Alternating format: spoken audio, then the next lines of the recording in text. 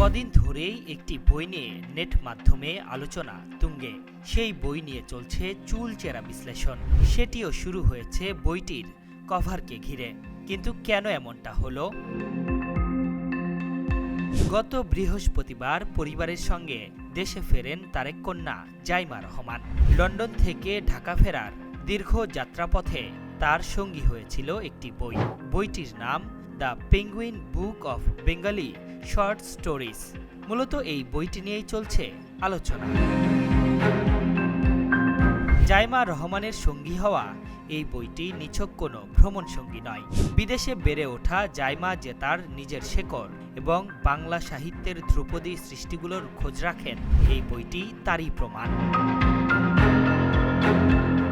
বইটি নিয়ে এত আলোচনার কারণ হলো দুই বাংলার ৩১ জন দিকপাল লেখকদের গল্প রয়েছে। রবীন্দ্রনাথ ঠাকুর, বিভূতিভূষণ বন্দ্যোপাধ্যায়, সত্যজিৎ রায় থেকে শুরু করে বাংলাদেশের হুমায়ুন আহমেদ, সেলিনা হোসেন এবং সৈয়দ মঞ্জুরুল ইসলামের মতো লেখকদের গল্প স্থান পেয়েছে বইটিতে।